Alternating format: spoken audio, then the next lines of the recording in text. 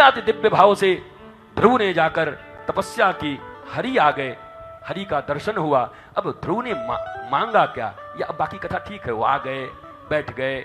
योन्तः प्रविश्य मम वाचमिमां प्रसुप्तां, वो बढ़िया बढ़िया श्लोक आप पढ़ लीजिए। लेकिन हुआ क्या, ध्रुव ने मांगा, वरदान मांगा, मुझे वरदान दे दो, क्या चाहिए? बोला 24x7 एनडीटीवी।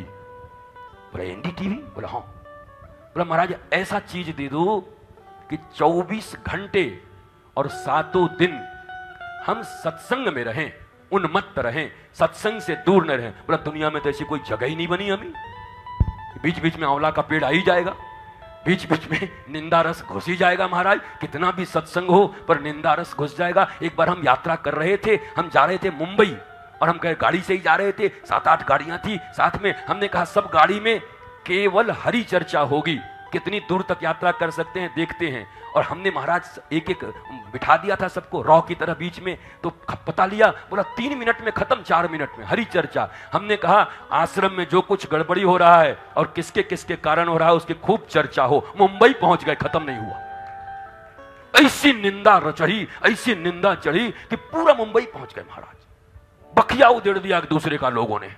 और मजे की बात, जिस गाड़ी में जो नहीं है उसकी बखिया उधेड़ रहे थे, आगे वाला पीछे की, पीछे वाला आगे की, और खूब इतना बढ़िया रास्ता कटा।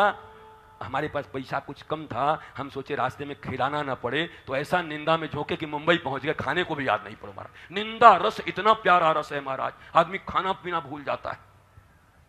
और वही हरि चर्चा करने के लिए कह दो, भक्ति थोड़ा सोच समझ के, थोड़ा बहुत भक्ति भी कर लेना चाहिए, थोड़ा बहुत जीवन को बांट दो और देख लो कि भक्ति को कितना समय दिए और बाकी को कितना समय दिए। ईमानदार हो तो एक बार देख लो, कैलकुलेशन कर लो।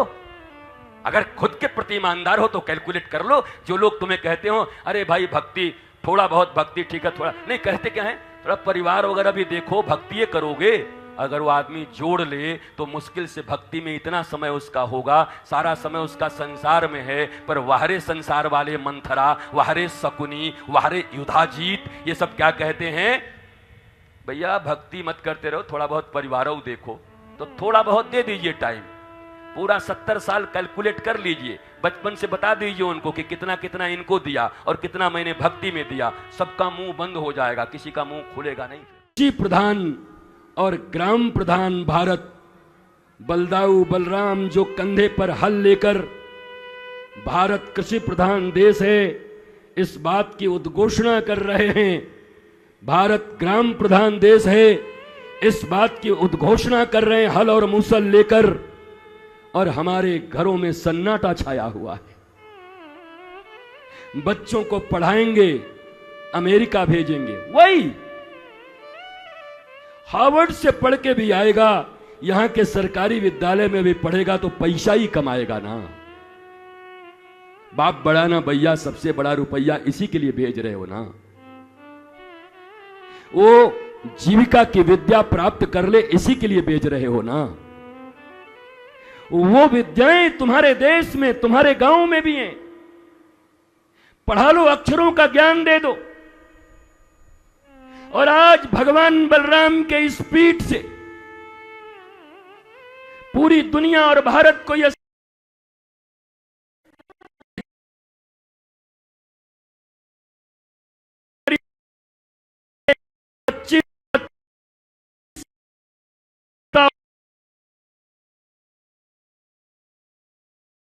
हल लेकर के खेती करके सारा परिवार एक साथ खाएं, भारत को वैसा देश बनाएं, क्यों नहीं बना लेते।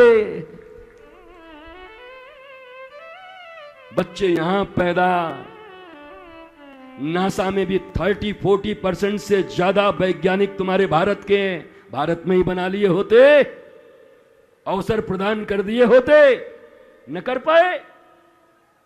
ये विदेशों के प्रति प्रेम और देखा देखी तुम्हारी जिंदगी में माताओं, उसका बेटा मथुरा में पढ़ता है तो हमारा बलदेव में क्यों पढ़ेगा।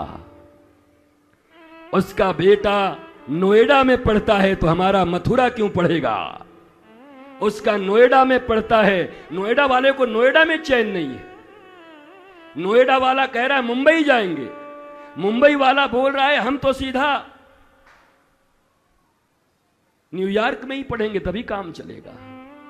हमने एक न्यूयॉर्क वाले से पूछा तू कहां जाएगा, बोला हम तो सीधा ऊपर ही जाएंगे, जब हमारे पास जगह कहां है महाराज। ये छोटे गांव से इस गांव, इस गांव से इस गांव, इस गांव से इस गांव, तो न्यूयॉर्क वाला बोला हमारे पास जगह, हम ऊपर ही जाते पढ़ते हैं। हम कहे जाओ जाओ ठाकुर जी हैं पढ़ा देंगे, जाओ अच्छी बात है, तुम्हारा काम बन जाएगा। क्यों नहीं पढ़ लेते? और राम राज्य की जिस परिकल्पना की मैं बात करता हूं, परीक्षित के राज्य में निःशुल्क उत्तम शिक्षा, निःशुल्क उत्तम चिकित्सा, निःशुल्क अविलंब न्याय, ये अपने देश में ही क्यों नहीं कर लेते? क्यों नहीं बना लेते? अपना जिला बना लो, अपना राज्य बना लो। पूरा देश तुम्हारे हाथ में नहीं है तो अपने गांव को बना लो। नहीं बना पा रहे, मॉडल नहीं बना पा रहे। वो सामूहिकता का आनंद, वो होली और दीपावली और दशहरे का आनंद गांवों का, वो गांवों के गन्ने, वो गांवों के मक्के,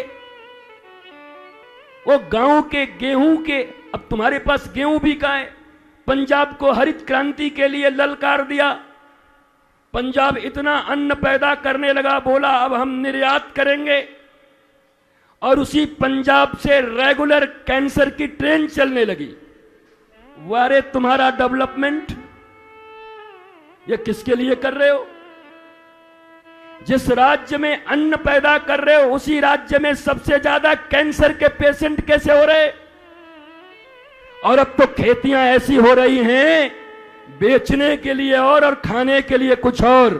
तो मैं ये पूछता हूं कि मानवता है कि नहीं तुम्हारे भीतर में? आखिर बेच रहे हो तो किसके लिए बेच रहे हो? वो भी तो कोई मनुष्य ही खाएगा ना, तो जहर पैदा करके क्यों बेच रहे हो?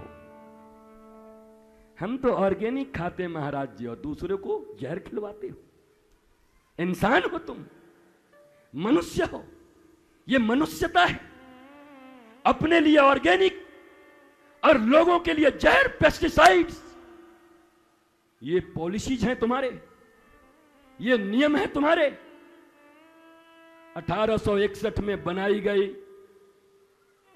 पुलिस एक्ट अभी तक वही है। अपने देश का पुलिस एक्ट तक नहीं है। अरे ब्रिटिशों ने तो बनाया था हिंदुस्तानियों पर जुल्म करने के लिए, अभी भी यही एक्ट क्यों चल रहा है? 1861 के इस एक्ट को पूरी तरीके से रिमूव करके अपने देश के सनातन संस्कृति के अनुरूप क्या पुलिस एक्ट नहीं बनाए जा सकते? कमाल है, कमाल का देश है ये। और कमाल के आप बुद्धिजीवी हैं, so called intellects, so called बुद्धिजीवी, विवेकहीन। विवेक कहां है आपका? ना आपके नियम अपने, ना आपकी शिक्षा अपनी, ना आपकी पुलिसिंग अपनी है क्या आपके पास? चाइना आजाद हुआ, जापान का कुछ कुछ कब्जा था, रातों रात जापानी नाम मिटा दिए गए चाइना से। कि हमारे देश में जिन लोगों ने कब्जा करके यहां पर कुछ भी बनाया उनके नाम भी नहीं रहेंगे।